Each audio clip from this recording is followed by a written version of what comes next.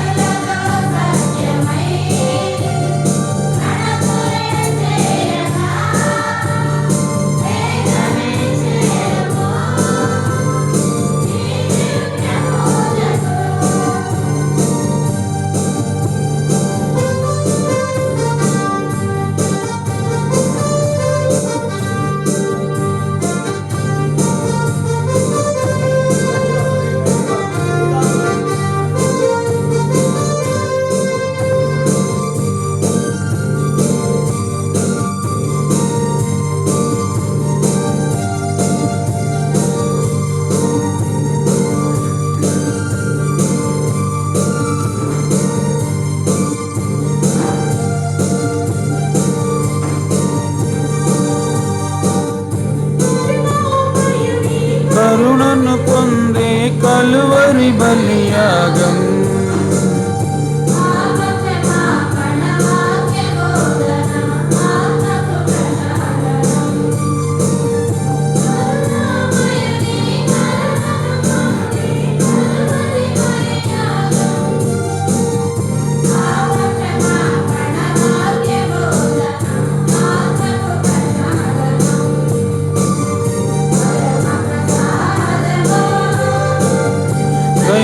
కైకొనరారండి హృదయపు వాంఛలు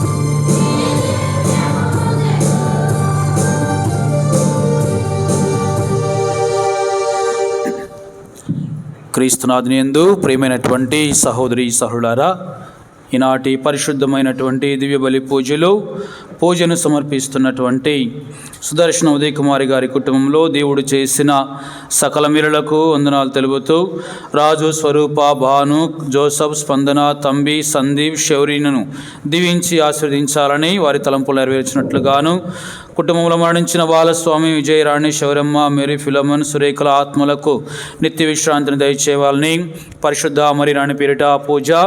తప్పెట లూర్దురాజు కుటుంబంలో దేవుడు చేసిన సకల మేలులకు వందనాలు తెలుపుతూ లూర్దురాజుకు మరియం కుమారి, వారి బిడ్డలు మేరీ, శృతి, జాషువాలకు, ఇస్సాకు, హర్ష, సాత్వికులకు మంచి ఆరోగ్యమును, జ్ఞానమును దయచేయాలని, మంచి బుద్ధిని, దైవభక్తిని దయచేయాలని, తల్లిదండ్రులు తామాసు, జసింతలకు మంచి ఆరోగ్యమును దయచేయాలని, కుటుంబంలో మరణించిన ఆసోది, శౌరమ్మ, శౌరేలు, దావీదు, రాజమ్మ, అంతోను, పెరికల, కమల ఆత్మలకు నిత్య విశ్రాంతిని దయచేయాలని పరిశుద్ధ మరి రాణి పేరిట పూజ.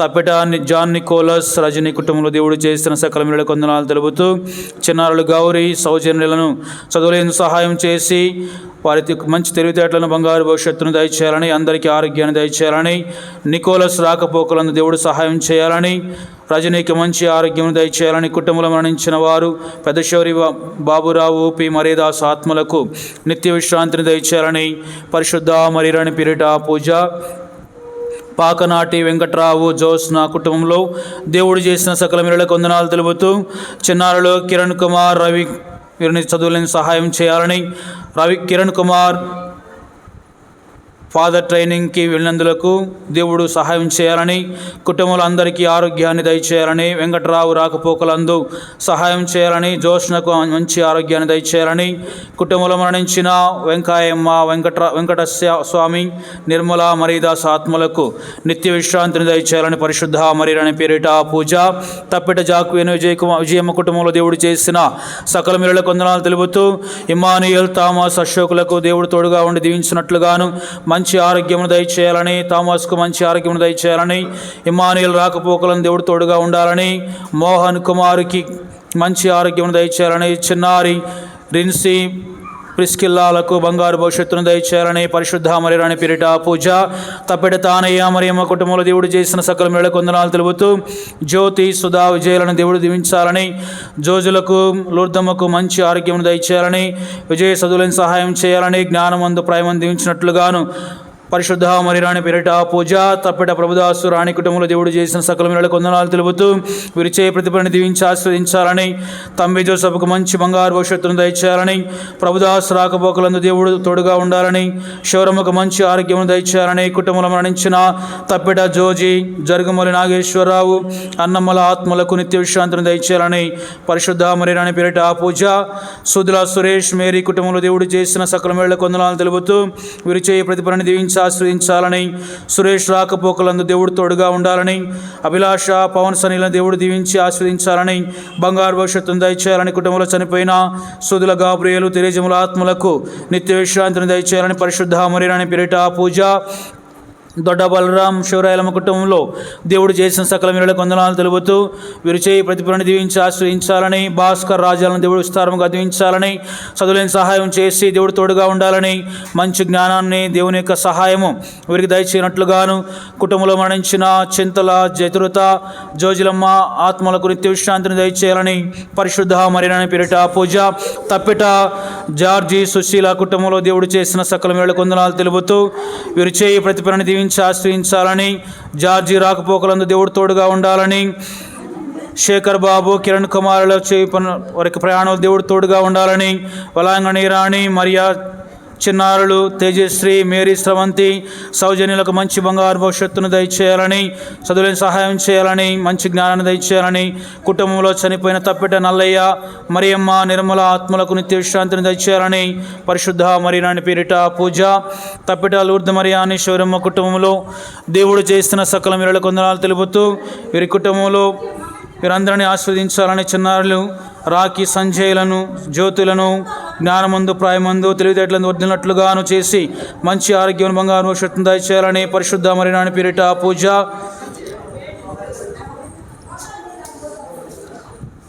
థామస్ సంతోనమ్మ జోజప్ప తెరీసా కుటుంబంలో దేవుడు చేసిన సకల మేలులకు వందనాలు తెలుపుతూ, వీరు చేయి ప్రతిభను దీవించి ఆస్వాదించాలని, విజయకృష్ణ చేయి పనులన్నింటిలో దేవుని యొక్క సహాయం లభించినట్లుగాను, చిన్నారులు అమనిజ రత్న ప్రణీతులను దీవించి ఆశ్రయించి జ్ఞానమందు ప్రాయమందు వదిలినట్లుగా దేవుడు సహాయం చేసి కుటుంబ సభ్యులందరికీ మంచి ఆరోగ్యాన్ని బంగారు భవిష్యత్తును దయచేయాలని, పరిశుద్ధ మరీరాణి పేరిట పూజ సుదర్శనం విజయ్ రత్నకుమారి కుటుంబంలో దేవుడు చేసిన సకల మేలులకు వందనాలు తెలుపుతూ, వీరు చేయి ప్రతిఫలాన్ని దీవించి ఆశ్రయించాలని, చిన్నారులు సుమ రాజకుమారులను విస్తారముగా దీవించి చదువులేని సహాయం చేసి మంచి ఆరోగ్యాన్ని బంగారు భవిష్యత్తును దయచేయాలని, పరిశుద్ధ మరీరాణి పేరిట పూజ విప్పర్ల జోసఫ్ రాజు విశ్రాంతం కుటుంబంలో దేవుడు చేసిన సకల మేలులకు వందనాలు తెలుపుతూ, వీరు చేయి ప్రతిఫలాన్ని దీవించి ఆశ్రయించాలని, విద్యాసాగర్ సూర్యప్రకాశ్ను విస్తారముగా దీవించి చదువులేని సహాయం చేసి పనులలో దేవుడు తోడుగా ఉన్నట్లుగాను, కుటుంబ సభ్యులందరికీ మంచి ఆరోగ్యాన్ని బంగారు భవిష్యత్తును దయచేయాలని, కుటుంబంలో మరణించిన విప్పర్ల చిన్నప్ప మేరమ్మ సుధుల కృష్ణ ఆత్మలకు నిత్య విశ్రాంతిని దయచేయాలని, పరిశుద్ధ మరీరాణి పేరిట పూజ. ఈ పూజ ఉద్దేశాలతో పాటు మరి మనకు సంఘంలో అందరికి కూడా మంచి ఆరోగ్యమును ప్రతి ఒక్కరిని కూడా ప్రభు ఆశీర్వదించి ఈ రోజున మరి అనారోగ్యంతో బాధపడుతున్నటువంటి చిన్నారి బిడ్డకు మంచి ఆరోగ్యం దయచేయమని, ప్రభు తాకి స్వస్థను దయచేయమని దివ్యబలి పూజలో అందరం కూడా కలిసి ప్రార్థించుకుందాం. పరలోకమందుడు మా యొక్క తండ్రి, మీ నామం పూజింపబడునుగాక, మీ చిత్తము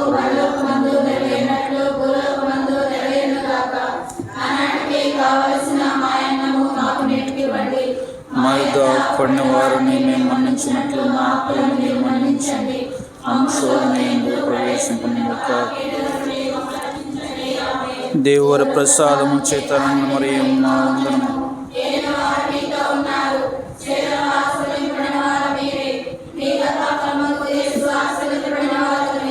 పరిశుద్ధ మరియమ్మ సర్వేశ్వరుని యొక్క మాత, పాపాత్మలమైనడి మా కొరకు ప్రార్థించండి. పితా పుత్ర పవిత్ర ఆత్మకు మహిమ కలుగుగాక.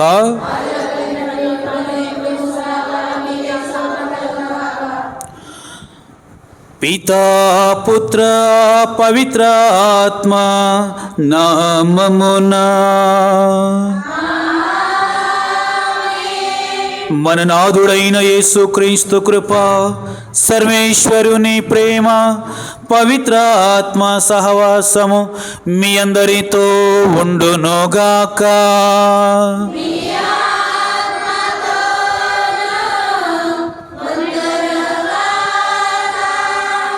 క్రీస్తునాథుని యందు ప్రియమైనటువంటి సహోదరి సహోదరులారా, ఈరోజు మనందరం కూడా సామాన్య కాలం 6వ ఆదివారంలోకి ప్రవేశించాం. ఈ రోజున ప్రభు మనందరికీ కూడా ప్రభువుతో జీవించేటువంటి వారి యొక్క జీవితం ఎలా ఉంటుంది, ప్రభువుని కాదని మరి సొంత జీవితాన్ని జీవించేటువంటి వారి యొక్క జీవితం ఎలా ఉంటుందో, లేకపోతే ప్రభువుతో నాకు పని లేదు, అవసరం లేదు, నా జీవితం నాది అని జీవించేటువంటి వారి యొక్క జీవితాలు ఎలా ఉంటాయో ఈరోజు మనందరికీ కూడా ఈ దివ్యబలి పూజ ద్వారా ప్రభువు తెలియజేయబోతున్నారు. కాబట్టి ఈ రోజున నేను ప్రభువుతో ఉంటున్నానా, లేకపోతే ఉండటం లేదా, ఉంటే నా జీవితం ఎలా ఉంటుంది, లేకపోతే నా జీవితం ఎలా ఉంటుందో మరి దేవుని యొక్క దివ్య జ్ఞానముతో మనలందరినీ కూడా నింపి ఈ విషయాన్ని గ్రహించుకునే విధంగా దీవించమని ఈ దివ్య బలి పూజలో ప్రార్థించుకుందాం. ఈ పూజా బలిని యోగ్యముగా నెరవేర్చడానికై మనం చేసిన తప్పులు పాపాలు మన్నించమని పశ్చాత్తాప హృదయంతో ప్రభుని ప్రార్థించుకుందాం.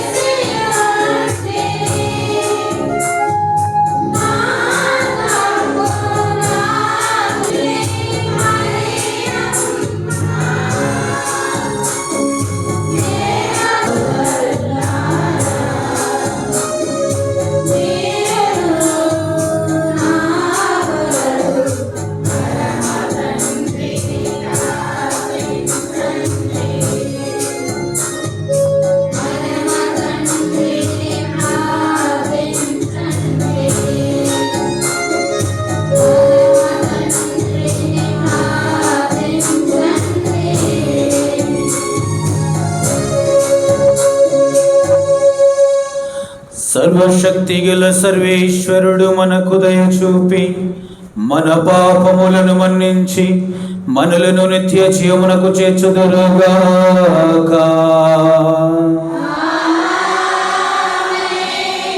ప్రభువా దయ చూపండి. క్రీస్తువా దయ చూపండి. ప్రభువా దయ చూపండి.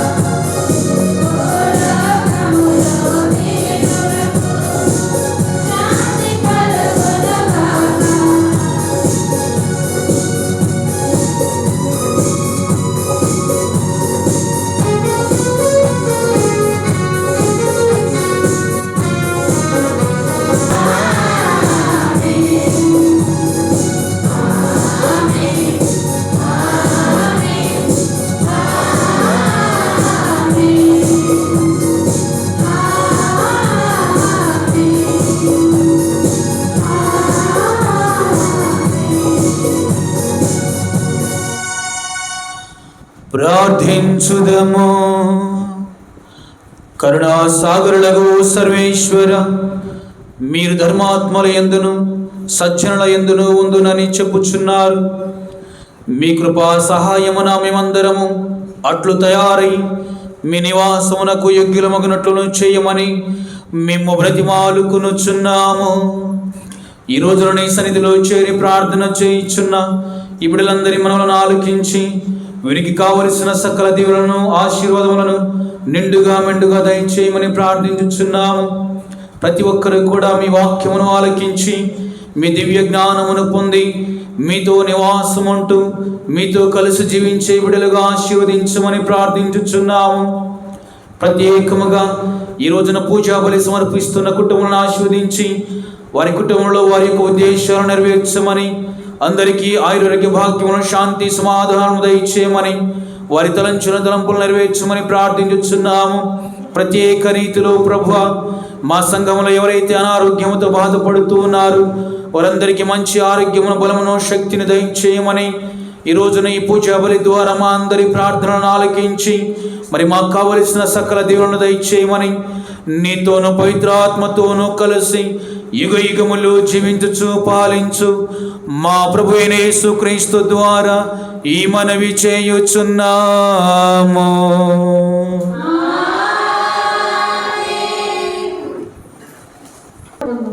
ఇర్మియా గ్రంథము 17వ అధ్యాయము 5వ వచనం నుంచి 9వ వచనం వరకు.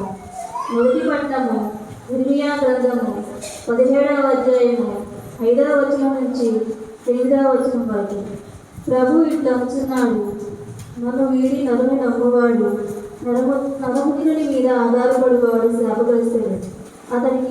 అతడు ఎడారిలో ఎదుగు తుప్పు వంటి వాడు, అతనికి ఎట్టి మేలు కలదు. ఆ తుప్ప ఎండిన మరుభూమిలో ఏమీ పెరిగిన చెవిటి గదిలో ఎదుగును. కానీ ప్రభువును నమ్మి నాపై ఆధారపడువాని నేను దీవించును. అతడు ఏటి ఒడ్డున నాటబడిన చెట్టు వలె ఉండును. అది ఎదుగుచు నీటి చెంతకు వెళ్ళి జోడించును. అది బెట్టకు భయపడదు, దాని ఆకులు పచ్చగా ఉండును. వానలు కురవకుండాను దానికి చింత లేదు. అది ఎల్లప్పుడూ పండ్లు కాయచుండును. ఇది ఏలిన వారి వాకు.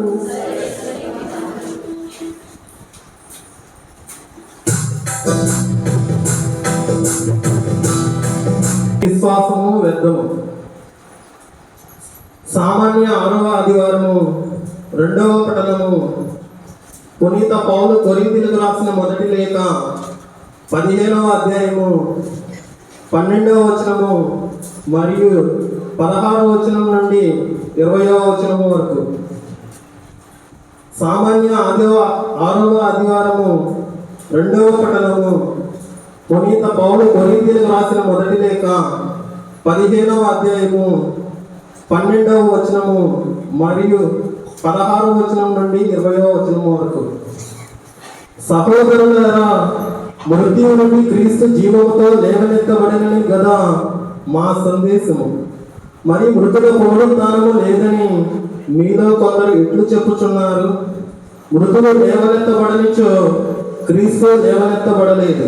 క్రీస్తు లేవనెత్తబడనిచో మీ విశ్వాసము వ్యర్థము. మీరు ఇంకా మీ పాపములలోనే ఉన్నారు. క్రీస్తునందరి విశ్వాసంతో మరణించిన వారును భ్రష్టులైనట్లే. క్రీస్తునందరి మన నిరీక్షణ ఈ జీవితము కొరకే అయినచో ప్రపంచంలోనే అందరికంటేనూ మనము అత్యంత దయానీయులము. మరణమును నిద్రించుచున్న వారు లేవనెత్తబడుదని గృహపరచుటకు క్రీస్తు మృత్యువు నుండి లేవనెత్తబడిన వారిలో ప్రథముడనుట సత్యము. ఇది ఏని వారి వాక్కు.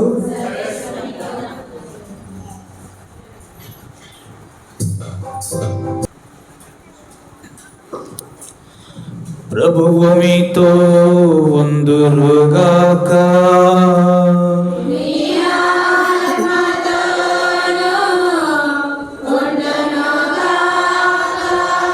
పునీత లూకా గారు రాసిన పవిత్ర సువిశేషములోని భాగము.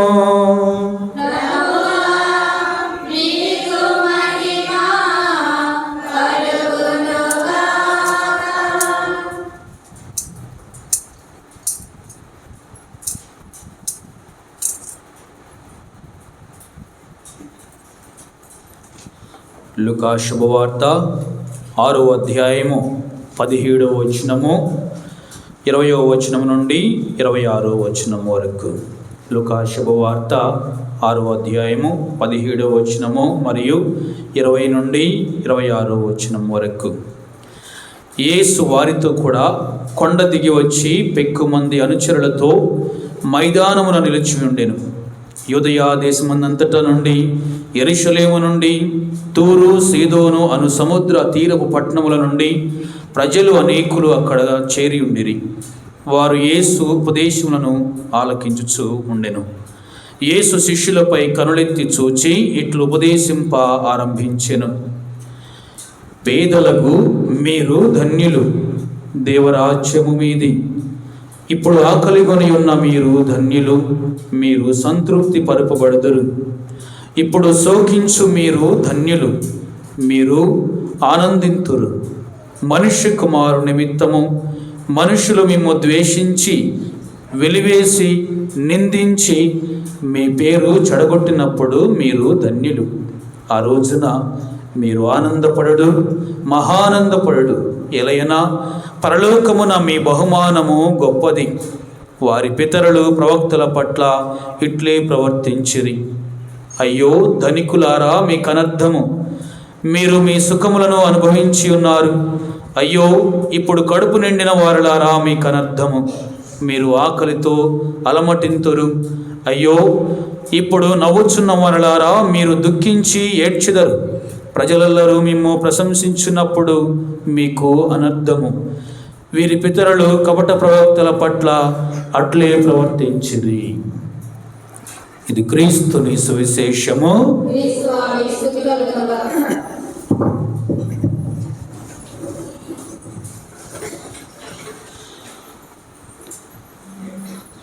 యోహాను శుభవార్త 15వ అధ్యాయము 11వ వచనం చదవండి ఒకసారి.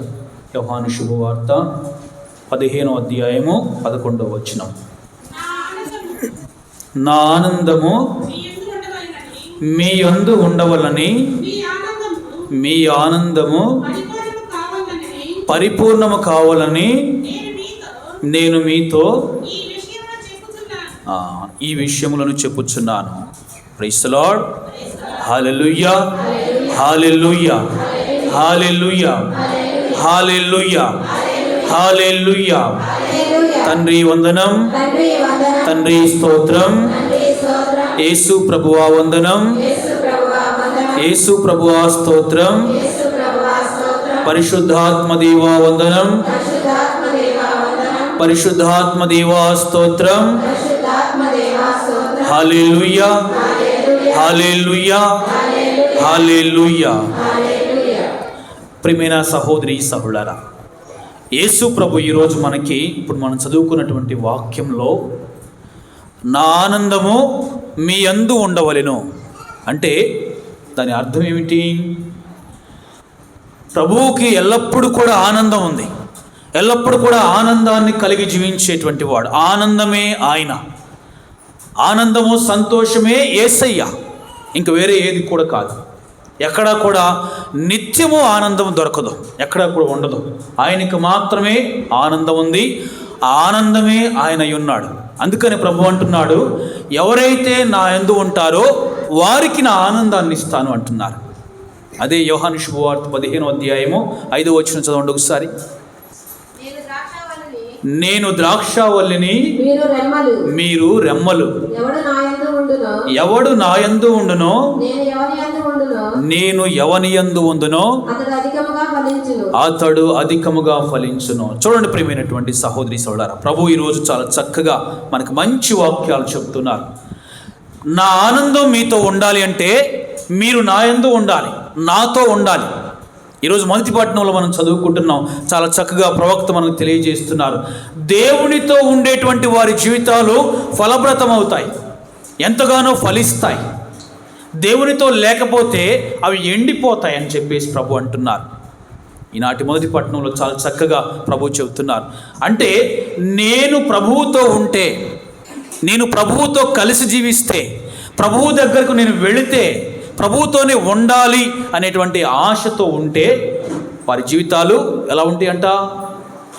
ఫలిస్తూ ఉంటాయి, నిత్యము సంతోషంగా ఉంటాయి. ఎప్పుడైనా ఏదైనా చిన్న చిన్న బాధలు వచ్చినా కూడా అవన్నిటిని మర్చిపోయి అన్నిటిని విడిచిపెట్టేసి అందరూ కూడా సంతోషంగా, ఫలభరితంగా, ఆనందమయంగా వారి జీవితాలు మారిపోతాయి అంట. లేకపోతే ప్రభువునందు ఉండకపోతే, ప్రభువుతో జీవించాలి, ప్రభువు దగ్గరికి వెళ్ళాలి, నేను ప్రార్థన చేసుకోవాలి, ప్రార్థనలో ప్రభువుతో నేను జీవించాలి అని ఎవరైతే అనుకోరో, ఎవరైతే తెలుసుకోరో వారందరి జీవితాలు ఎలా అయిపోతాయి? ఎడారిలో నాటబడినటువంటి చెట్టులాగా నీళ్లు లేక ఎండకు మాడిపోయి ఎండిపోయి మోడుబారిపోయి పనికిరానటువంటి విధంగా తయారవుతాయి ఉంటాయి అంట. ప్రభు చెప్తున్నారు ఈ రోజున. ప్రియమైన సహోదరి సోదరులారా, అందుకని ఈనాటి సువిశేషపట్నంలో చాలా చక్కగా యేసు ప్రభు అంటున్నారు, మీరు పేదవాళ్ళకు మీరు ధన్యులు, ఆకలితో ఉన్నప్పుడు మీరు ధన్యులు, హింసించబడినప్పుడు మీరు ధన్యులు అని చెప్పేసి అంటున్నారు. అంటే ఎందుకు ఈ మాట చెప్తున్నారు? ఎందుకని ప్రభువుతో ఉంటేనేమో సంతోషంగా ఉంటారంటున్నారు, మరి పేదలకు మీరందరూ ధన్యులని చెప్పేసి అంటున్నారు. ఈ మాటలన్నీ కూడా చూస్తే ఒకసారి ప్రియమైన సహోదరులారా, మరి ఇందులో నేను ప్రభువుతో ఉంటాను కానీ పేదరికంలోనే ఉంటున్నాను. నేను పేదరికంలో ఉన్నప్పుడు నా జీవితం ఎందుకని ధన్యత పొందటం లేదు, నా జీవితం ఎందుకని మారటం లేదు, నా జీవితం ఎందుకని ఇలానే ఉండిపోతుంది అని చెప్పేసి అనుకుంటే ఈరోజు ప్రభు మనకి చాలా చక్కగా తెలియజేస్తున్నారు. ప్రియమైనటువంటి సహోదరి సహోదరులారా, ఎవరైతే నా యందు ఉంటారో వాళ్ళు అధికముగా ఫలిస్తారు. ఎవరైతే నా చెంత ఉండి నాతో నడుస్తూ ఉంటారో వాళ్ళ జీవితాలు ఒకవేళ ఇక్కడ ఈ సమయంలో కొన్ని ఇబ్బందులు పడాల్సి వస్తే అవి పడటానికి సిద్ధంగా ఉండండి. నేను ప్రార్థన చేసుకునేవాడిని, క్రైస్తవునే కదా, క్రైస్తవురాలనే కదా, మరి నేను ప్రభువుతోనే నడుస్తున్నాను కదా, ఎల్లప్పుడూ ప్రార్థనలో జీవిస్తున్నాను కదా, మరి నా జీవితం మారటం లేదేంటి అని చెప్పేసి అనుకుంటే ఈరోజు పేతురు గారు ఒక మాట చెబుతున్నారు. పేతురు గారు రాసిన మొదటి లేఖ 4వ అధ్యాయము 12వ వచనం తీయండి ఒకసారి. పేతురు గారు రాసిన లేఖ మొదటి లేఖ 4వ అధ్యాయము 16వ వచనం. అమ్మా చదవండి. అయినను క్రైస్తవుడైనంత మాత్రమున మీరు కష్టపడాల్సి వస్తే దానికి సిగ్గుపడద్దు, భయపడద్దు, విచారం పడద్దు, లేకపోతే నా యందు దేవుడు లేడేమో అనేటువంటి బాధలు పడొద్దంట. నేను క్రైస్తవుని ప్రభువుని అంటిపెట్టుకొని ఉంటే నా జీవితం ఫలిస్తుంది అని చెప్పేసి ప్రభు చెబుతూ ఉంటే మరి ఇదేంటి నా జీవితం ఇలా ఉండిపోయింది, ఇదేంటి నేను ఇలా అయిపోతున్నానని చెప్పేసి అనుకోవద్దు. నేను క్రైస్తవుని యేసు ప్రభువుని పరిపూర్తిగా నమ్మి విశ్వసించేటువంటి వాడిని కదా, నా జీవితం ఎందుకని ఇలా అయిపోతుంది అని చెప్పేసి ఎవరు భయపడొద్దు, బాధపడొద్దు, సిగ్గుపడొద్దు. ప్రార్థనకు వెళ్ళిన వాళ్ళ జీవితాలు మాత్రం లేదు, ప్రార్థనలో ఉంటున్న ఎల్లప్పుడూ ప్రతిరోజు పూజలో పాల్గొంటున్నా కానీ వారి జీవితాలు మాత్రం మారటం లేదు, ఇలానే అయిపోతున్నారని చెప్పేసి ఏమాత్రం కూడా భయపడొద్దు, సిగ్గుపడొద్దు అని ప్రభు చెబుతున్నారు. ప్రియమైనటువంటి సహోదరి సహోదరా, అయితే ఈ రోజున మరి మనం ఎందుకని ప్రభు మరి బాధపడొద్దు, భయపడొద్దు అని చెప్పేసి అంటే ఎంతకాలం ఇలా బాధలు పడిపోతూ ఉంటాం, ఎంతకాలం ఇలా జీవిస్తూనే మన జీవితాలు పోతూ ఉంటాయి. అందుకని ఈరోజు మనకి చాలా చక్కగా ఈ మాటలకి, ఈ ప్రశ్నలకి ప్రభు మంచి సమాధానాన్ని ఇస్తున్నారు. Praise the Lord, hallelujah, hallelujah, హల్లెలూయా. ఈరోజు వాక్యంలో మనం విన్నాం, మొదటి పట్టణంలో దేవుడితో ఉంటే మన జీవితాలు ఒకసారి మనం చదువుకుందాం. మళ్ళీ నేను చెప్తాను, చదివితే లేట్ అయితేమో. యేసు ప్రభువుతో ఉంటే ఈరోజు మనం చక్కగా ప్రభు చెబుతున్నారు, నాతో ఉండేటువంటి వారి యొక్క జీవితాలు ఏటు ఒడ్డిన నాటబడినటువంటి ఒక మంచి వృక్షంలాగా, మొక్కలాగా ఉంటారంట. ఏరంటే తెలుసా మీకు? ఏరంటే తెలుసా? ఏంటిది ఏరంటే? నది. నది అంటే ఏరంటే నది, అంతేనా? అది ఎప్పటికి కూడా ఎండిపోయేటువంటిది కాదు, లేకపోతే దానివల్ల ప్రయోజనం లేకుండా లేదు. నది అంటే మంచినీళ్లను ప్రతి ఒక్క జీవి కూడా బ్రతకడానికి ఉపయోగపడేటువంటి ఒక మంచి సోర్స్ అంటారు, లేకపోతే అందరికీ ఉపయోగపడేటువంటి అందరికీ కావలసినటువంటి ఒక వస్తువు, లేకపోతే ఒక మంచి చేసేటువంటి ఒక వస్తువు లాంటిదన్నమాట నది అంటే. అది మనుషులు కావచ్చు, జంతువులు కావచ్చు, పక్షులు కావచ్చు, చెట్లు కావచ్చు, చేమలు కావచ్చు, జీవం ఉంది అంటే ఆ నీటిని తాగి బ్రతకాలి. ఆ నీరు లేకపోతే బ్రతకలేవు ఏది కూడా. అందుకనే ఆ నది ఒడ్డున, నది ఎప్పటికి కూడా ఎండిపోయేటువంటిది కాదు, అది చిన్న పిల్ల కాలువ కాదు, పెద్ద నది. అది ఒకవేళ నీళ్లు తగ్గిపోతాయేమో ఎండాకాలం వస్తే, కానీ ఎండిపోయేటువంటిది కాదు. ఆ నది ఒడ్డున చెట్టు నాటబడితే అది ఎప్పటికి కూడా చనిపోకుండా, ఎండిపోకుండా చక్కగా పచ్చగా కళకళలాడుతూ ఉంటుంది. అదే ఒకవేళ ఎడారిలో తీసుకెళ్ళిపోయి ఆ మొక్కను నాటితే ఏమవుతుంది? అది ఎండిపోతుంది, నీళ్లు లేక ఎండిపోతూ ఉంటుందంట. దేవుడితో ఉంటే, ప్రభువుతో జీవిస్తే, ప్రభువుతో నీ జీవితాన్ని గడుపుతున్నట్లయితే ప్రభు దగ్గరికి నేను వెళ్ళాలి, నేను వెళ్ళి ఆయనతో గడపాలనేటువంటి ఆశ, ఆలోచన, భావన నీ జీవితంలో ఉంటే ఎప్పటికి కూడా నువ్వు ఎండిపోవు. నీ జీవితంలో పేదరికం వచ్చినా, నీ జీవితంలో నువ్వు అనేకమైన బాధలు పడుతున్నా, నీ జీవితంలో అనేకమైన కష్టాలు పాలవుతున్నా, కృంగిపోతున్న సమయంలో కూడా ప్రభువు నీతో ఉన్నాడు కాబట్టి జీవజలాన్ని నీకు అందిస్తూ ఉంటాడు, జీవాన్ని నీకు అందిస్తూ ఉంటాడు. ఆ జీవాన్ని నీకు అందిస్తూ నువ్వు ఎండిపోకుండా, నువ్వు మాడిపోయి మసి అయిపోకుండా, లేకపోతే నీ జీవితం అంతా కూడా పాడైపోయి నాశనం అయిపోకుండా ప్రభు నిన్ను కాపాడుతాడంట. Praise the Lord. Hallelujah, hallelujah. ప్రియ సహోదరి సహోదరులారా, మనందరం కూడా మరి ఆదికాండం 37వ అధ్యాయం నుంచి మనం చదువుకుంటూ పోతా ఉంటే అక్కడ ఒక వ్యక్తి, ఒక గొప్ప వ్యక్తి గురించి మనం చదువుకుంటాం. దేవునితో ఉండి చిన్నప్పటి నుంచే విశ్వాసంలో ఎదుగుతున్నటువంటి ఒక వ్యక్తి యోసేపు గారు. విన్నారా పేరు ఎప్పుడైనా? మీరు చదవదులు, బైబిల్ తిప్పొద్దులు, నకలు చూడండి. ఎప్పుడైనా విన్నారా యోసేపు గారి గురించి? యోసేపు గారు ఎవరు?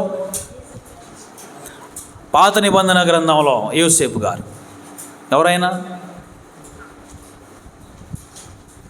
ఆయన ప్రియమైన సహోదరి సహోదరులారా, తన తండ్రి అయినటువంటి యాకోబు గారికి చివరి కుమారుడు. అయితే ఈ చివరి కుమారుడు అంటే చాలా ఇష్టం తండ్రికి. తనకున్నవన్నీ కూడా ఎక్కువగా ఆయన్ని బాగా ప్రేమగా చూసుకుంటూ ఆయనకి ఒక మంచి అంగీని గుట్టిచ్చిస్తాడు. ఈ అబ్బాయికి ఏమో కళలు ఎక్కువ వస్తూ ఉంటాయి అంట. కళల్లో ఎలాంటి కళలు వస్తూ ఉంటాయి? అన్నలకి బాగా కోపం వచ్చేటువంటి కళలు వస్తాయి అంట. ఏంటవి? తమ్ముడేమో చక్కగా నిలబడి ఉంటే అన్నదమ్ములందరూ కూడా చుట్టూరు నిలబడి ఆయనకి దండం పెడతా ఉంటారంట. ఇలాంటి కళలు వచ్చి చెబితే ఊరుకుంటారు ఎవరన్నా? ఊరుకుంటారండి? ఎవరు ఊరుకోరు. కుటుంబంలో తండ్రి కానీ తల్లి కానీ ఒక పిల్లవాడిని, చిన్నవాడిని కానీ పెద్దవాడిని కానీ ఒకళ్ళనే బాగా చూస్తా ఇంకొకరు బాగా చూసుకోకపోతే ఏమంటారు? ఎలా ఉంటుందండి? చాలా బాధగా ఉంటుంది, చాలా కోపంగా ఉంటుంది. క్రీస్తురాజు, మీరు బయటికి పోండి, మీరు ముగ్గురు ఆ పిల్లల్ని తీసుకొని బయటికి పోండి. Praise the Lord. Hallelujah, hallelujah, hallelujah. ఎలా ఉంటుందండి? చాలా కోపంగా ఉంటుంది. మిగతా వాళ్ళందరూ కూడా మరి అస్సలు ఏమాత్రం కూడా వాళ్ళ వల్ల కాదు తట్టుకోవటం. అయితే ఇలా జీవిస్తూ ఉంటే ఒకసారి అన్నదమ్ములందరూ కూడా కలిసి ఒక చోటకి గొర్రెలు మేపడానికి వెళ్తారు. ఈ చిన్న అబ్బాయి మాత్రం ఇంటి దగ్గరే ఉంటాడు. తండ్రికి చాలా ప్రేమ. అయితే అన్నలందరూ కూడా వెళ్ళిపోయారు కదా, నువ్వు వెళ్ళి ఈ అన్నలకి మరి భోజనాన్ని తీసుకెళ్ళని చెప్పేసి ఆయనకి భోజనం ఇచ్చి తీసుకెళ్ళి పంపిస్తే అప్పటికే కోపంతో రగిలిపోతూ ఉన్నారు అన్నలు. రగిలిపోతూ ఉంటే అప్పుడే వెళ్ళాడు ఈ అబ్బాయి. వెళ్తూ ఉంటే దూరంగానే చూశారు, యోసేపు గారిని దూరంగానే చూశారు. వాళ్ళు చూసి కలలుగనేటువంటి వాడు, మనల్ని అవమానపరిచేటువంటి వాడు, తండ్రి దగ్గర మనకి ఎలాంటి స్థానం లేకుండా చేసేటువంటి వాడు, మనల్ని తక్కువ చేసేటువంటి వాడు వస్తున్నాడు, వాడిని పట్టుకొని మనం చంపేద్దాం అని చెప్పేసి అనుకుంటారు. తమ్ముడేనండి, వేరే ఎవడో కాదు, తమ్ముడే, సొంత తమ్ముడే. ఆ తమ్ముడిని చంపేద్దామని చెప్పేసి అనుకున్నప్పుడు ప్రియమైనటువంటి సహోదరి సోదరులారా, మరి ఆ అబ్బాయి దగ్గరకు వచ్చిన తర్వాత అబ్బాయిని చంపేయడానికి ప్రయత్నం చేస్తే దేవుడు ఏదో ఒక రూపంలో కాపాడుతాడు. దేవుడి మీద భయభక్తులు కలిగి తల్లిదండ్రులు కానీ పిల్లలు కానీ ఆ కుటుంబ సభ్యులందరూ కూడా భయభక్తులతో దేవుడితో జీవిస్తూ ఉంటే ఏదో ఒక విధంగా దేవుడు వచ్చి కాపాడుతాడు. ఎవరిని కూడా ఒంటరిగా విడిచిపెట్టేటువంటి వాడు కాదు మన దేవుడు. ఎవరిని కూడా నేను ఒంటరి అయిపోయానే, ఈ సమయంలో నాకు ఎవరు కూడా తోడు లేరే, నా బ్రతికి ఇంక అయిపోయిందని చెప్పేసి అనుకోవటానికి లేకుండా ప్రభు ఏదో ఒక రూపంలో వచ్చి కాపాడుతాడు. ఈయన కూడా, యోసేపు గారిని కూడా ప్రియమైనటువంటి సహోదరి సోదరులారా, తన అన్నల్లో ఒకడైనటువంటి రూబేన్ అనేటువంటి వ్యక్తి వీడిని చంపేయొద్దు, మనం ఎలాగైనా కాపాడటానికి ప్రయత్నం చేస్తూ చంపేయొద్దని చెప్పేసి తీసుకెళ్ళిపోయి ఒక గొంతులో పడేసిన తర్వాత ఆయన చంపేయడానికి ప్రయత్నం చేస్తూ ఉంటే తర్వాత వేరే దేశస్తులు వాళ్ళ దారిలో వెళ్తూ ఉంటే మనం ఎందుకు వీడిని చంపటం, వీడిని వాళ్ళకి అమ్మేస్తే డబ్బులు వస్తాయి కదా అని చెప్పేసి అమ్మేసి ఇంటికి వెళ్ళిపోయి తండ్రితో చెప్తారు. ఏదో ఒక క్రూరమృగం వచ్చేసి వీడిని చంపేశాయని చెప్పి చెప్తారు. తండ్రి ఎంత బాధపడతాడు. ప్రియమైన సహోదరులారా, తండ్రి దగ్గర ఉంటే ఆ అబ్బాయి జీవితం చాలా సంతోషంగా ఉంది. తండ్రి సర్వాన్ని అతనికి అందిస్తూ ఉన్నాడు. కానీ ఎప్పుడైతే మరి తండ్రితో కలిసి ఆ యెహోవా ప్రభువుని ప్రార్థన చేసుకుంటూ ప్రార్థనలో విశ్వాసంలో భయభక్తులతో జీవిస్తున్నటువంటి ఆ అబ్బాయి, దేవునికి దగ్గరగా జీవిస్తున్నటువంటి ఆ అబ్బాయి జీవితం ఒకసారిగా బానిసగా అమ్మివేయబడ్డాడు. మరి ఇక్కడ మనం గమనించాల్సింది, దేవుణ్ణి విడిచిపెట్టలేదు, దేవుణ్ణి కాదని అనుకోలేదు, దేవుడు నాకు అవసరం లేదని చెప్పి అనుకోలేదు. దేవుడితోనే ఉన్నాడు. ఆయన ఈ నది ఒడ్డున నాటబడినటువంటి చెట్టులాగానే ఉన్నాడు, కానీ ఎండిపోతూ ఉన్నాడు. కష్టాలు, బాధలు వచ్చేస్తూ ఉన్నాయి.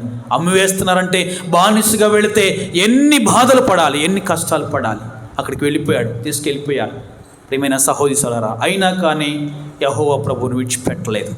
అయినా కానీ ఆ దేవాది దేవుణ్ణి విడిచిపెట్టలేదు. అతను విడిచిపెట్టకుండా ఎప్పుడు కూడా ఆ యెహోవా ప్రభువుని ప్రార్థన చేస్తూనే ఉన్నాడు. అక్కడికి వెళ్ళిన తర్వాత ప్రభువు మరి నా బాధలను చూసి, నా కష్టాలను చూసి నన్ను విడిచిపెట్టడు అనేటువంటి విశ్వాసంతో ఉంటున్నాడు. కాబట్టి ఆ అబ్బాయిని తర్వాత మహారాజు గారికి గవర్నర్గా ఆ అబ్బాయి ఎన్నుకోబడతాడు.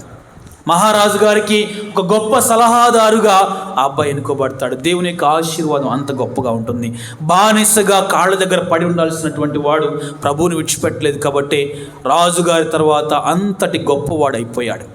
మనం కూడా ప్రియమైనటువంటి సహోదరులారా, ఈరోజు ఇక్కడ మనం గమనించాల్సింది ఏమిటంటే, నేను ప్రభువుతో ఉంటే నా జీవితం ఎండిపోతుందే అని చెప్పేసి అనుకుంటే, అలాంటి వాళ్ళందరికీ కూడా ప్రభు ఈరోజు చెప్తున్నాడు, నువ్వు భయపడొద్దు, నువ్వు బాధపడొద్దు. ఒకవేళ పడాల్సి వస్తే కష్టాలు పడండి, పడాల్సి వస్తే బాధలు అనుభవించండి. ఆ బాధల తర్వాత నీకు దేవుడిచ్చేటువంటి బహుమానం, ఆ బాధల తర్వాత దేవుడు నిన్ను ఫలింప చేస్తూ ఉంటే నీ జీవితంలో వస్తున్నటువంటి ఆనందం, సంతోషం, ఆ బహుమానం ఉన్నటువంటిది ఎంత గొప్పగా ఉంటుంది, ఎంత మహోన్నతముగా ఉంటుంది, ఎంత ఎవరి దగ్గర కూడా ఎక్కడ కూడా పొందలేనటువంటి ఆ బహుమానం నువ్వు పొందినప్పుడు ఈ బాధలు, కష్టాలు ఇవన్నీ కూడా నువ్వు మర్చిపోతావు. నీకు ఏమాత్రం కూడా తెలియవో, అర్థం కావో, తెలుసుకో. నీకు ఏమాత్రం కూడా జ్ఞాపకం కూడా రావు. అది ఎప్పుడు జరుగుతుందంటే ప్రభువుతో నువ్వు ఉన్నప్పుడే. Praise the Lord. Hallelujah, hallelujah, hallelujah. ఇంకొక ఉదాహరణ, లూకా శుభవార్త 1వ అధ్యాయము 7వ వచనం చదవండి ఒకసారి. లూకా శుభవార్త 1వ అధ్యాయం 7వ వచనం. ఎలిజబెత్ అమ్మ గొడ్రాలగుడొచ్చే వారికి సంతానం లేదు. తర్వాత 18వ వచనం చదవండి ఒకసారి. అంతటా జకరయ్య దేవదూతతో ఇది ఎట్లు జరుగును, నేను ముసలివాడను, నా భార్య కూడా వయసు వాలినది అని పలుకుతున్నారు. చూడండి ప్రియమైనటువంటి సహోదరి సోదరా, జకరయ్య, ఎలిజబెత్ ఇద్దరు కూడా మహాభక్తులు. జకరయ్య దేవుని సన్నిధిలో, దేవాలయంలోకి వెళ్ళి ఎప్పుడు కూడా పూజలు చేస్తూ, దేవునికి ధూపదీపాలు వేస్తూ, ఆయన ఆరాధిస్తూ జీవించేటువంటి వాడు. ఒక యాజకుడు జకరయ్య. అలాంటి యాజకుడికి ఎప్పటి నుంచో మరి దేవుని మీద భక్తి విశ్వాసాలతో కనపరుస్తున్నటువంటి ఈయనకి మాత్రం సంతాన వరం లేదు, సంతాన భాగ్యం లేదు, పిల్లలు లేరు, దేవుని యొక్క ఆశీర్వాదం లేదు అని చెప్పేసి అనుకోలేదు ఆయన కానీ ఒకవేళ అలా అనుకున్నట్టయితే ఈ యాజకత్వంలో నుండి ఈయన యాజకత్వాన్ని విడిచిపెట్టి వెళ్ళిపోయేవాడు. ఎప్పుడైనా నేను దేవుడి దగ్గరే దేవుడిని అంటిపెట్టుకొని జీవిస్తూ ఉంటే నా జీవితంలో ఈ కొరతనిచ్చాడేంటి, నా జీవితంలో ఎందుకని ఇది తగ్గింది, ఈ బాధ ఎందుకు? కుటుంబంలో పిల్లలు లేకపోతే ఎవరికైనా ఎంత బాధ ఉంటుందండి? బాధ ఉంటుందా? ఉండదా? పిల్లలు పట్టకపోతే ఎంత బాధపడిపోతాం. చూసేవాళ్ళు అందరూ కూడా సూటిపోటి మాటలు అంటూ ఉంటే, లేకపోతే ఇంట్లో వాళ్ళే పిల్లలు లేరని చెప్పేసి రకరకాలుగా మాట్లాడుతూ ఉంటే ఎంత బాధపడిపోతూ ఉంటారు. మరి దేవుణ్ణి అంటిపెట్టుకొని దేవుడితో జీవించేటువంటి ఆ ఎలిజబెత్ గారికి మరి సంతాన వరం లేకపోతే, సంతాన భాగ్యం లేకపోతే, ఈ జకరయ్య గారికి ఆ సంతాన భాగ్యం లేకపోతే మరి ఆయన దేవుడితో ఉండి ఏం ఉపయోగం? అంతేనా కాదండి? దేవుడితో ఉండి ఏం ఉపయోగం లేదు అని ప్రియమైన సహోదరులారా, మనందరం కూడా ఎలాంటి గడ్డు పరిస్థితుల్లో, ఎలాంటి కఠినమైన పరిస్థితుల్లో మనం కూడా దేవుడితో నేను ఉన్నాను కానీ దేవుడు నాతో లేడేమో, దేవుడితో నేను జీవిస్తున్నాను కానీ ఆయన దగ్గరికి వెళుతున్నాను కానీ నా జీవితంలో మాత్రం ఇలాంటి బాధలని తొలగిపోవటం లేదే అనేటువంటి భావనలు ఉంటే ఈరోజు అవన్నీ కూడా తీసివేసుకోవాలి. ఈరోజు అవన్నీ కూడా మనం తీసివేయాలి. అది ఎలా అంటే, మన 24వ వచనం చదవండి ఒకసారి. కొన్ని దినములు గడిచిన పిదప జకరియా భార్య ఎలిజబెత్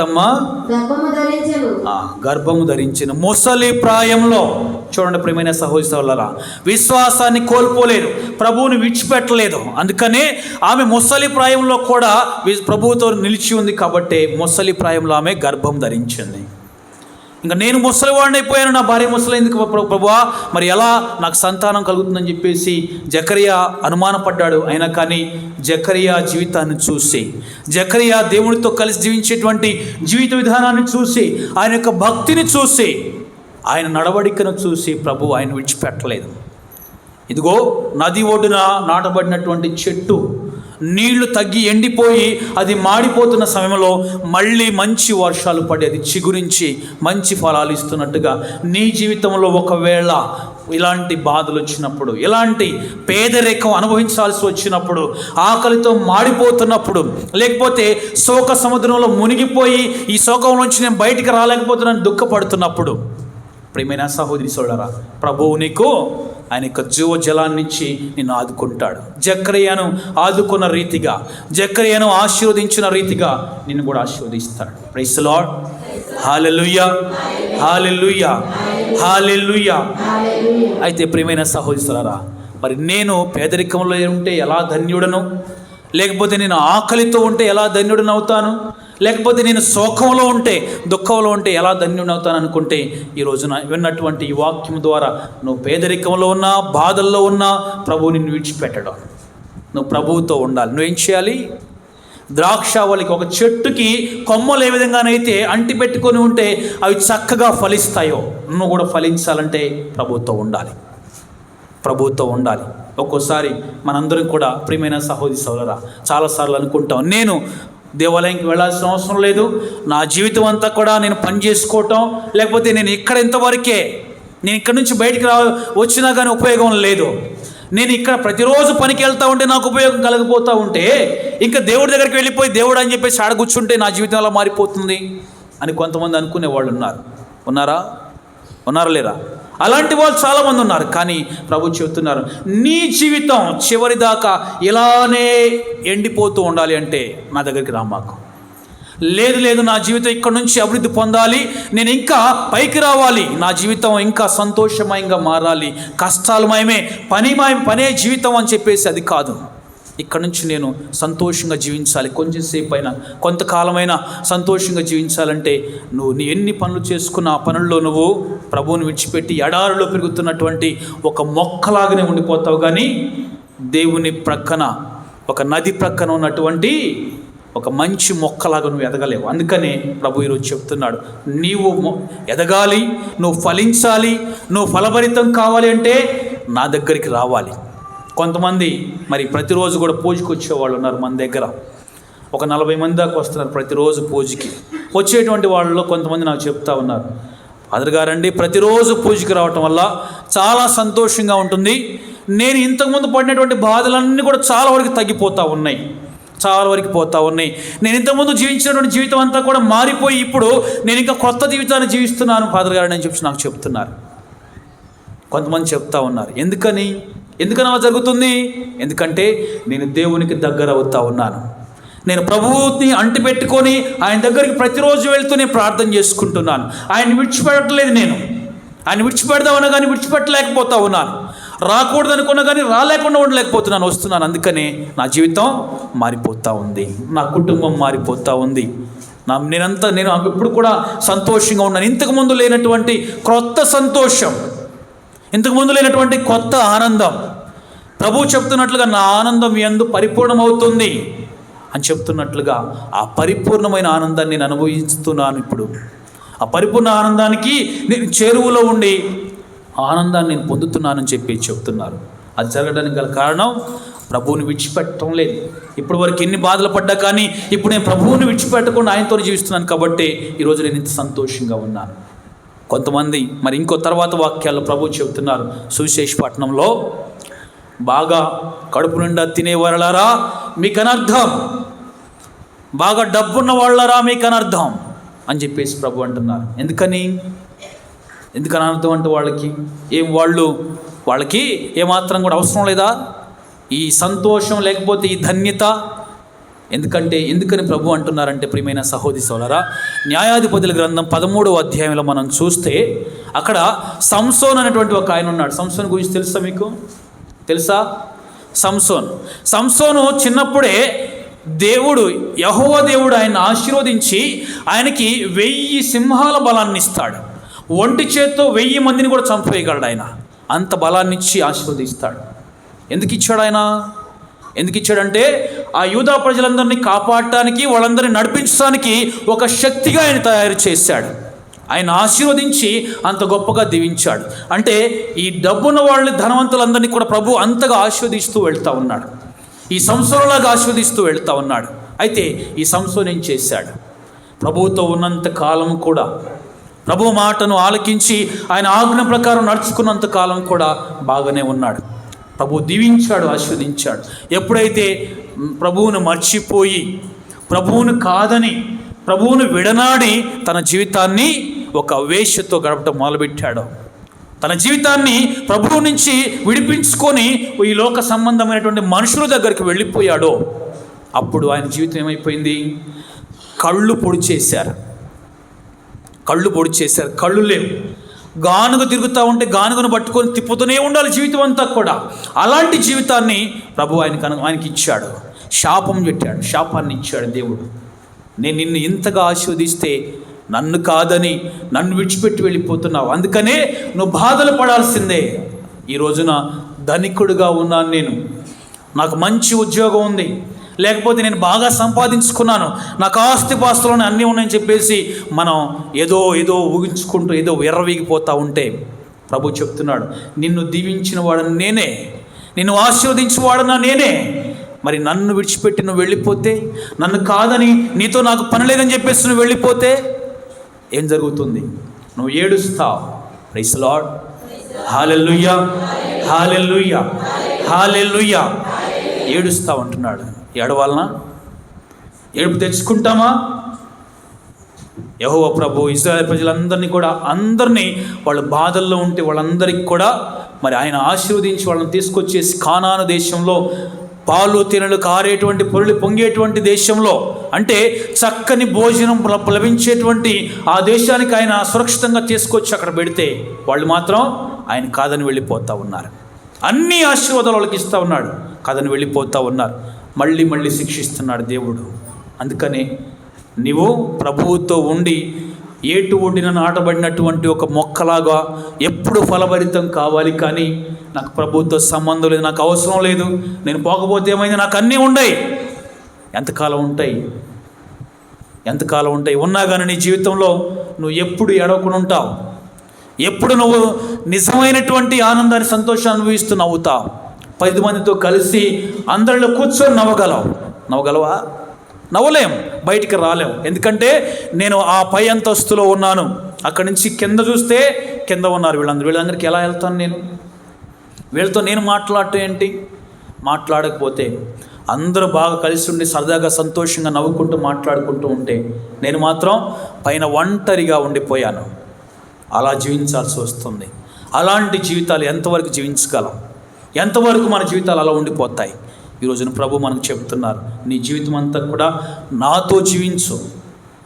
నన్ను విడిచిపెట్టి నన్ను కాదని ఎంతకాలం జీవించగలవు? ఎంతకాలం నువ్వు వెళ్ళగలవు? ఎక్కడికి వెళ్ళినా కూడా నువ్వు ఎండిపోయి, మాడిపోయి, మసి అయిపోవటమే. ఎడారిలో మన చెట్లు ఎండిపోయి అనుకోండి, ఏం చేస్తాం? ఎండిపోయిన వాటి చెట్లు ఏం చేస్తాం? మన దగ్గర భోజనం ఉండేటప్పుడు పొయ్యిలో పెట్టేస్తాం. మన జీవితాలు కూడా అలా మాడిపోయి, అలా గుగ్గిపాలు కాకుండా అవి దేవుని యొక్క బహుమానాన్ని పొంది, ప్రభు చెప్తున్నట్లుగా యోహాను సువార్త 15:11 నా ఆనందం మీకు ఇస్తాను, పరిపూర్ణమైనటువంటి ఆనందాన్ని నేను మీకు ఇస్తాను. ఆ పరిపూర్ణ ఆనందాన్ని పొందటానికి మన జీవితాలన్నీ కూడా ప్రభు ఇక్కడ సృష్టించాడు. ప్రియమైనటువంటి సహోదరి సోదరా, కాబట్టి ఈ రోజున మరి ప్రభు ఇస్తున్నటువంటి సందేశం ప్రకారం నేను ప్రభువుతో జీవించాలి. ప్రభువుతో జీవిస్తే నా జీవితం ఎల్లప్పుడూ కూడా ఫలభరితం అవుతూ ఉంది. ఈ జకర్యాను దీవించినట్లుగా ప్రభువు నన్ను దీవిస్తాడు. ఈ యోసేపు గారిని దీవించినట్లుగా నన్ను దీవిస్తాడు. మొన్న ఒక వారం క్రితం మనందరం కూడా పునీత అగతమ్మ గారి యొక్క పండుగ చేసుకున్నాం, గుర్తుందా? పూజకు వచ్చిన వాళ్ళకి గుర్తుందా? అగతమ్మ గారి గురించి, ఆమె యొక్క జీవితం గురించి కొంచెం చెప్పాను. అగతమ్మ గారు తన జీవితం అంతా కూడా చిన్న వయసు నుంచే దేవునికి అర్పించుకొని జీవించారు. దేవుడే నా జీవితం, నా సర్వస్వం అని చెప్పేసి చిన్న వయసు నుంచే ఆమె జీవించారు. కానీ కొంచెం వయసు వచ్చిన తర్వాత ఆమె చాలా అందంగా ఉండేటువంటిది. ఆ అందాన్ని చూసి మరి రాజుగారి దగ్గర ఉన్నటువంటి ఆ సలహాదారుడు ఏం చేశాడు, నేను నిన్ను పెళ్లి చేసుకుంటాను వచ్చాడు. వస్తే ఆమె మాత్రం లేదు నా జీవితాన్ని దేవుడికే అర్పించానని చెప్పేసి చెబుతుంది. అట్లా చెప్తూ ఉంటే, ఏ దేవుడికి అర్పిస్తావు నువ్వు? ఇక్కడ క్రైస్తవులు ఉండకూడదు, యేసు ప్రభుని ఎవరు ఆరాధించకూడదు అని చెప్పేసి ఆయన తీసుకెళ్ళిపోయి జైల్లో పడేస్తాడు. ఇప్పుడు నన్ను పెళ్లి చేసుకుంటావా, నేను మహారాణిని చేస్తా అంటాడు. అంటే ఏమంటుందామే, అవసరం లేదు, నాకేం అవసరం లేదు, రాణి అవసరం లేదు నాకు, లేకపోతే నా జీవితంలో నేను ఏదో ఆస్తిపాస్తులు లేకపోతే ప్యాలెస్లో ఉండాలి అని నాకేం అవసరం లేదు, నాకు యేసయ్య ఉంటే చాలు, యేసు ప్రభుతో నేను ఉంటే చాలు అని చెప్పేసి అంటుంది. ఇంకా యేసు ప్రభు అంటామని చెప్పేసి ఆమెను పట్టుకొని బాగా క్రూరంగా హింసించి కొట్టి బాధపెట్టి ఆమెని మరి దారుణమైనటువంటి స్థితిలో పడేస్తారు. రక్తం మడుగులో పడిపోయి ఉంటుంది. అయినా కూడా అప్పుడు వీళ్ళు అడుగుతాడు, ఇప్పుడైనా నన్ను పెళ్లి చేసుకుంటా అని చెప్పు, నీ జీవితం ఇంకా బాగుంటుందని చెప్పేసి అంటాడు. నువ్వు నన్ను చంపివేసినా కూడా నేను మాత్రం కూడా నేను పెళ్లి చేసుకొని ఎవరిని పెళ్లి చేసుకుని నా జీవితాన్ని ప్రభువుకే నేను అర్పిస్తానని చెప్పేసి అంటుంది. అంటే ఆ తర్వాత మళ్ళీ ఆయన ఊరుకుంటాడా? ఆయన కోపం వస్తుంది. కోపం వస్తే తీసుకెళ్ళిపోయి బట్టలన్నీ తీసేసి తీసుకెళ్ళిపోయి బగబగా మండేటువంటి మంటల్లో పడేస్తాడు. పడేస్తే ప్రభు చెప్తున్నారు, నీవు నాతో ఉంటే ఒకవేళ నువ్వు వాడిపోతున్నా కూడా నా జీవజలాన్ని నీకు ఇస్తాను. ఈమె కాలిపోతున్నప్పుడు ప్రభు విడిచిపెట్టాడా? విడిచిపెట్టలేదండి. ఆమెను మళ్ళీ సేఫ్గా తీసుకొచ్చి మళ్ళీ నిలబెడతాడు. ఆమెకి ఎలాంటి హాని కలగకుండా ప్రభు కాపాడుతాడు. ప్రభు ఎంత గొప్పవాడు! ఎన్ని బాధలను వీస్తున్నా, ఎన్ని కష్టాలను వీస్తున్నా, మరి మంటల్లో కాలిపోతున్నటువంటి ఆమెను కూడా తీసుకొచ్చి మళ్ళీ ఆమెను అంత చక్కగా చూసుకుంటున్నాడు, అంత చక్కగా కాపాడాడు ప్రభు. మరి నన్ను విడిచిపెడతాడా? ఆయనతో ఉంటే విడిచిపెడతాడండి? విడిచిపెట్టాడు. అయితే తర్వాత మంటల్లో పడేసినా కూడా ఆమె చనిపోలేదని చెప్పేసి ఏం చేస్తాడంటే, ప్రియమైన సహోదరా, మరి మంటల్లో పడేసినా కూడా ఏం కాలేదంటే ఏం చేయాలి? ముందు చూడగానే ఆశ్చర్యపోవాలి, ఏమైంది కాలిపోవట్లేదంటే ఈమె అని చెప్పేసి ఆశ్చర్యపోవాలి. ఆశ్చర్యం లేదు. ఒకవేళ దేవుడు ఈమెతో ఉన్నాడేమో అని చెప్పేసి భయపడాలి. భయం కూడా లేదు. ఎందుకంటే హృదయం కరడుగట్టిపోయింది. ఒక సైకోలాగా తయారైపోయాడు.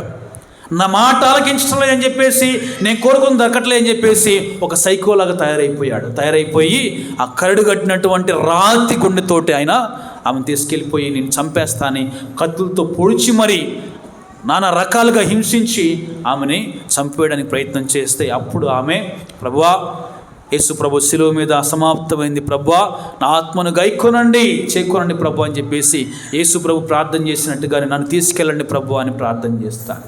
అప్పుడు ఆమె మరణిస్తుంది. అప్పుడు ప్రభు తను తీసుకెళ్తాడు. దేవుడు ఆమెకి ఇచ్చినటువంటి బహుమానం ఎంతటి గొప్ప బహుమానం అంటే, ఆమె పరలోక దేవదూతలతో కలిసి పరలోక రాజ్యానికి అలా తెల్లటి వస్త్రాలు ధరించి పరలోక రాజ్యానికి వెళ్తూ ఉంది. పరలోక రాజ్యానికి వెళ్తున్నప్పుడు ఇద్దరు దేవదూతలు వచ్చి ఆమె యొక్క సమాధి దగ్గర ఒక శిలాఫలకాన్ని పెడతారు. అంతటి గొప్ప బహుమానాన్ని దేవుడు ఇస్తాడు. ఆమె ద్వారా ఆమె యొక్క సంఘాన్ని, ఆమె గ్రామాన్ని అంతటినీ కూడా ప్రభు కాపాడుతాడు. మరి నీ నుంచి, నా నుంచి ప్రభు కోరుకుంటుంది కూడా నీ జీవితం కూడా మరి అలా ఉండాలి. నువ్వు ప్రార్థనలో జీవిస్తూ, విశ్వాసంలో జీవిస్తున్నటువంటి నీ జీవితం కూడా ఎప్పటికీ నిలబడాలి. ఎప్పటికీ నువ్వు ఒక గొప్ప బహుమానం పొందాలి అంటే నువ్వు చేయాల్సింది ఆయన్ని అంటిపెట్టుకొని ఉండాలి. మంటల్లో పడేసిన దేవుని విడిచిపెట్టలేదు, క్రూరంగా హింసించిన దేవుని విడిచిపెట్టలేదు, చంపివేస్తున్న కత్తులతో పొడుస్తున్నా కూడా దేవుని విడిచిపెట్టలేదు. ఆ మహాతల్లి, ఆ గొప్ప పునీత అగతమ్మ గారు. మరి ప్రియమైనటువంటి సహోదరులారా, పేదలుగా జీవిస్తున్నటువంటి నా జీవితంలో, లేకపోతే అష్ట కష్టాలు పడుతున్న నా జీవితం అంతా కూడా అయిపోతుంది, లేకుంటే వృధా అయిపోతుందని చెప్పేసి బాధపడొద్దు, భయపడొద్దు. నేను ప్రభువుతో నిత్యము ఉంటాను, దేవుడు నన్ను కాపాడుతాడనేటువంటి విశ్వాసంలో జీవించడానికి ప్రయత్నం చేద్దాం. దేవుడు మనందరినీ ఇంకా అధికంగా దీవిస్తాడు. కాబట్టి ఈ పూజా బలి ద్వారా దేవుడు మనందరినీ కూడా ఆయనతో అంటి పెట్టుకుని జీవించేటువంటి జీవితాన్ని, విశ్వాసాన్ని దయచేయమని ప్రార్థన చేసుకుందాం.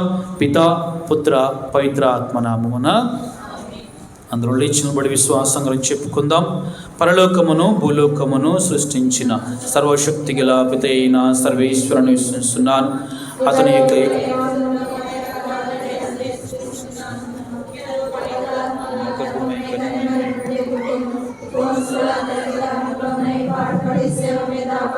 మరణం పొంది సమాధిలో ఉంచి పాతాళం దిగి 3వ నాడు చనిపోయిన వాడు లేచి పరలోకమునకు ఎక్కి సర్వశక్తి గల సర్వేశ్వరుని కుడి ప్రక్కన కూర్చొని ఉన్నారు.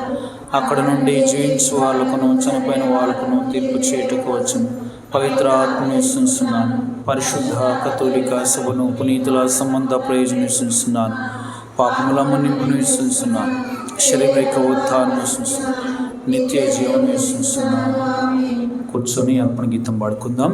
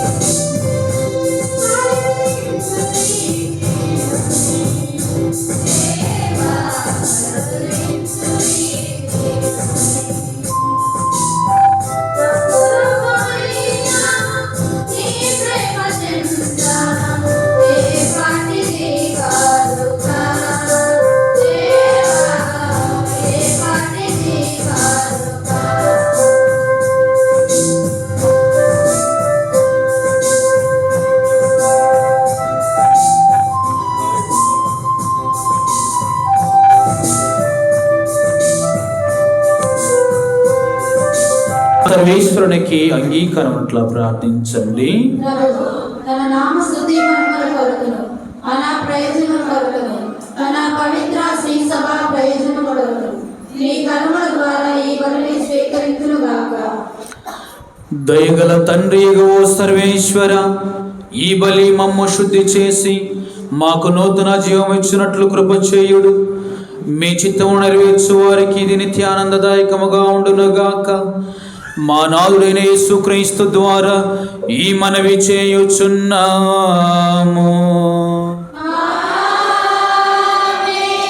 ప్రభువు మీతో ఉందురుగాక.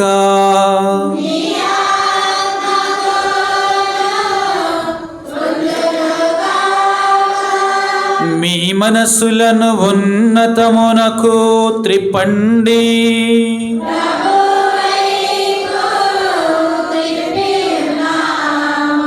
మన దేవుడైన ఏలిన వారికి కృతజ్ఞత తెలుపుదము.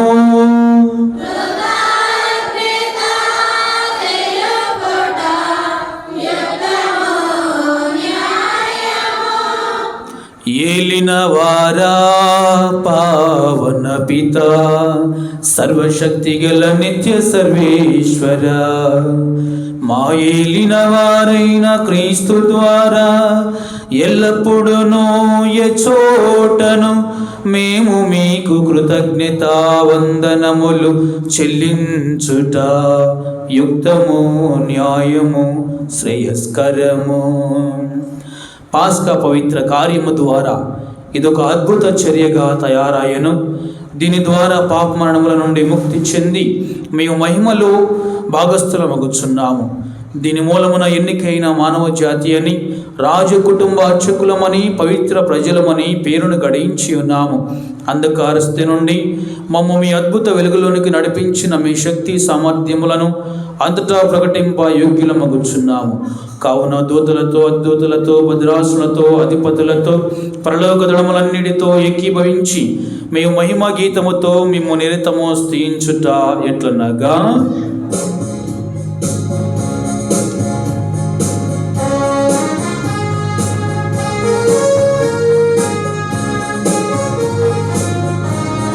యుక్తము ఎలయనా మీ దివ్య కుమారుడుగు మాయలని వారైన యేసుక్రీస్తు ద్వారా పవిత్రాత్మ ప్రభావం వలన సమస్తమును పునరుద్ధరించి పవిత్రపరచుచున్నారు. ప్రపంచమాద్యాంతము మీ నామునకు నిర్మల కానుకను అర్పించుటకై ప్రజలను నిరతము పిలుచుచున్నారు. కావున ఏలినవారా, ఈ కానుకలను మీ సముఖమునకు తెచ్చియున్నాము. పవిత్రాత్మ ద్వారా వీనిని పవిత్రపరచ బ్రతిమాలుకొనుచున్నాము. ఈ విధమున ఇవి మా ప్రభువును మీ కుమారుడునైన యేసుక్రీస్తు శరీర రక్తములు అగునుగాక. వారి ఆజ్ఞ ప్రకారమే ఈ కృతజ్ఞతార్చనను నెరవేర్చుచున్నాము. అతడు అప్పగింపబడిన రాత్రి అప్పమునందుకొని మీకు కృతజ్ఞతావందనములు చెప్పి స్తుతించి శిష్యులకిచ్చుచు ఇట్లనేరి, మీరందరూ దీనిని తీసుకొని భుజింపుడు. ఏలయన ఇది మీ కొరకు అప్పగింపబడనున్న నా శరీరము.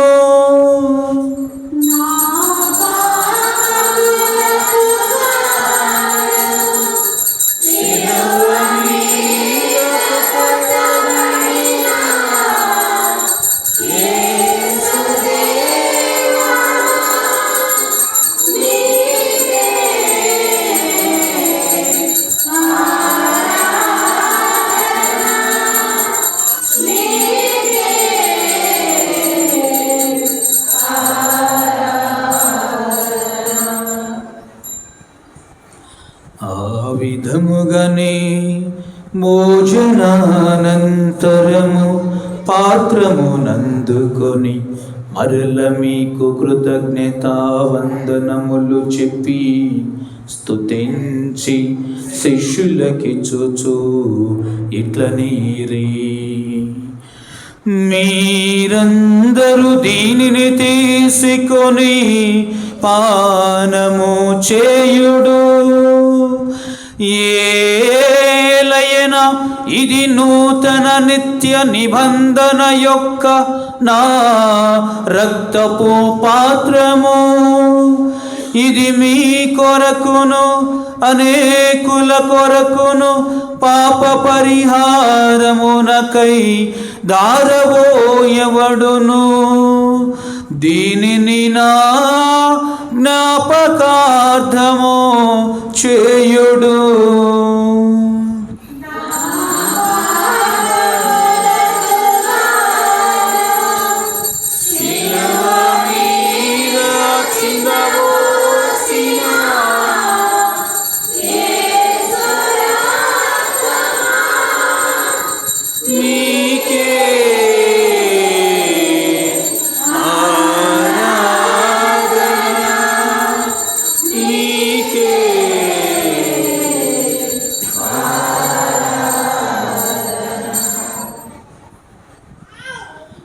ఇది విశ్వాస రహస్యము.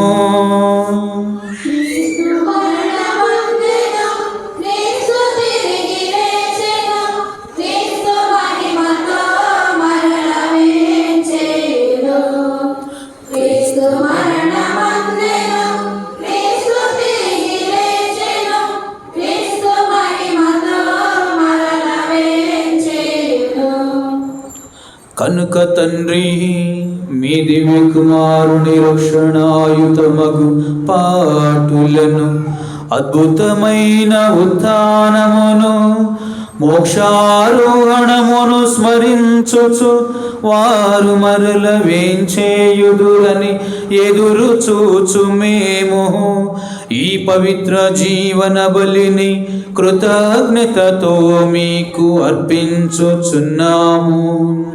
మీ పవిత్ర తిరుసభ యొక్క కానుకను ప్రీతితో వీక్షింప బ్రతిమాలుకొనుచున్నాము. దీనిని మీ కుమారుని బలిగా భావింపుడు. వారే మమ్ము మీతో సమాధానపరచిరి. మేము వారి శరీర రక్తములతో పోషింపబడి పవిత్రాత్మతో నింపబడి వారి యందు ఏక శరీరము ఏక మనస్సు కలిగియుండునటులా దయచేయుడు. వారేమో మీకు నిత్య కానుకగా ఉంచుదురుగాక.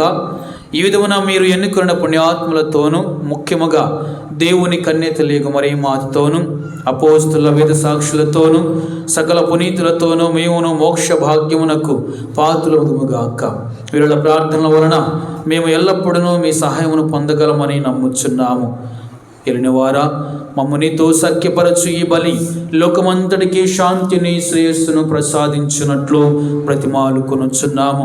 ఈ లోకమున యాత్ర చేయు మీ తిరుసభను, మీ సేవకులకు మా ఫ్రాన్సిస్ పాపు గారిని, మా భాగ్య పీఠాధిపతులను, తదితర పీఠాధిపతులను, గురువులను, మీరు సంపాదించుకున్న ప్రజలందరినీ విశ్వాసమందును ప్రేమయందును దృఢపరపుము. మీ చిత్తము చొప్పున మీ సముఖమున కూడి ఉన్న ఈ ప్రజల మనవులను ఆలకించండి. దయగల తండ్రి, నలుదిశల చెదరి ఉన్న మీ బిడ్డలందరినీ దయతో మీ రాజ్యంలో చేర్చుకొనుడు. చనిపోయిన మా సహోదరి సహోదరులను, మీ ప్రేమయందు ఈ లోకమును విడిన వారందరినీ దయతో మీ రాజ్యంలో చేర్చుకొనుడు. మేమును అక్కడ చేరి మీ మహిమను వీక్షించుచు నిత్యానందము పొందదుముగాక. మారిన వారైన క్రీస్తు ద్వారా మనవి చేయుచున్నాము. వారి ద్వారా మీరు సకల మేలులను లోకమునకు దయచేయుచున్నారు. అందరం కలిసి ఆ త్రిత్వైక సర్వేశ్వరుని స్తుతించి ఆరాధించుకుందాం.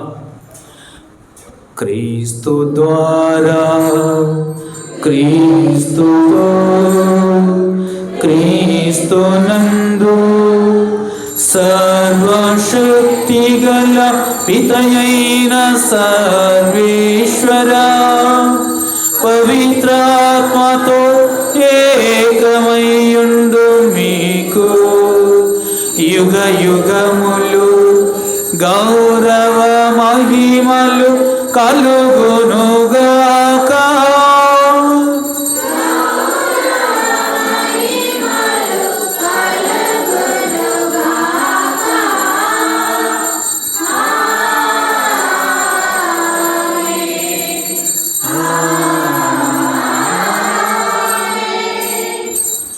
మన రక్షకుడిచ్చిన పరమోపదేశమును అనుసరించి ప్రార్థింప సాహసింతము.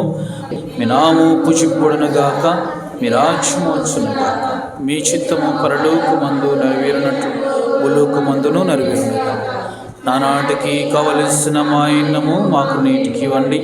మా యుద్ధ పడిన వారిని మేము మన్నించినట్లు మా అప్పులను మీరు మన్నించండి. శోధన యందు ప్రవేశింపనివ్వక కీడుల నుండి మమ్మల్ని రక్షించండి. ఏలిన వారా, అన్ని కీడుల నుండి మమ్ము రక్షింపుడు. మా ఈ రోజులలో మాకు శాంతిని ప్రసాదింపుడు. మీ దయానుగ్రహము వలన మేము పాపము నుండి విముక్తులమై ఎట్టి కలతలకు గురి కాకుండునట్లు చేయుడు. మేము మోక్షానందమును మా రక్షకుడైన యేసుక్రీస్తు ఆగమమును నిరీక్షించుచుందుము. ఏలయనా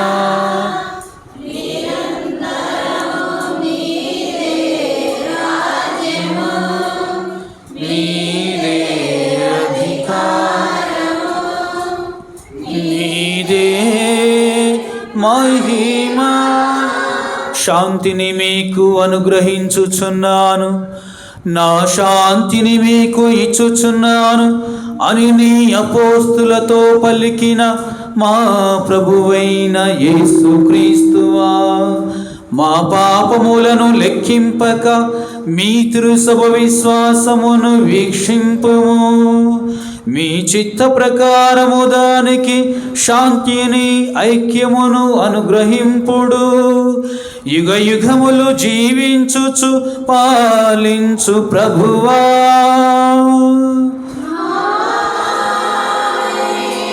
ఏలిన వారి శాంతి సమాధానము ఎల్లప్పుడూ మీ అందరితో ఉండునుగాక.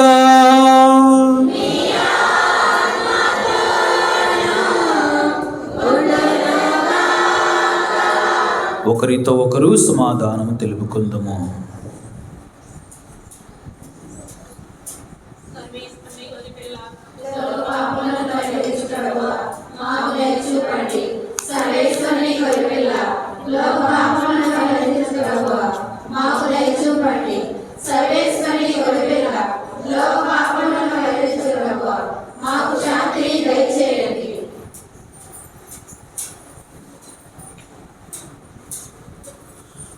ఇదిగో సర్వేశ్వరుని గొర్రెపిల్ల, ఇదిగో లోకము యొక్క పాపములను పరిహరించుడి యేసు ప్రభు.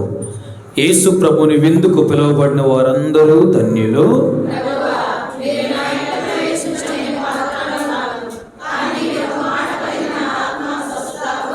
క్రీస్తు శరీర రక్తములు మనందరిని నిత్య జీవనకు చేర్చునుగాక.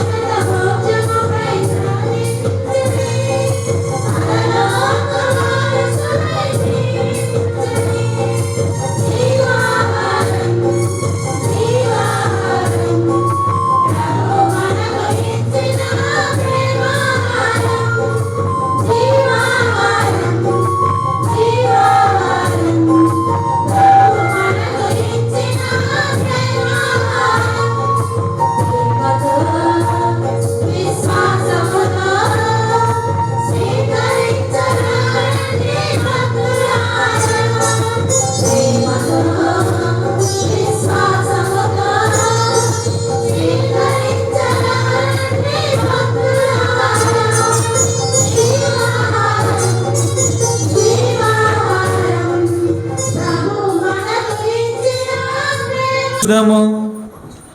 సకల వరముల దాతయగో సర్వేశ్వర, స్వర్గీయ భోజనముతో మేము ఇప్పుడు సంతృప్తి పొంది ఉన్నాము. మేము ఎల్లప్పుడూ దీనిని ఆశింపను, దీని ద్వారానే జీవింపను. మీ కృపను మాకు ప్రసాదింపమని మేము బ్రతిమాలుకొనుచున్నాము. మా నాథుడైన యేసుక్రీస్తు ద్వారా ఈ మనవి చేయుచున్నాము. ప్రభువు మీతో ఉందురుగాక.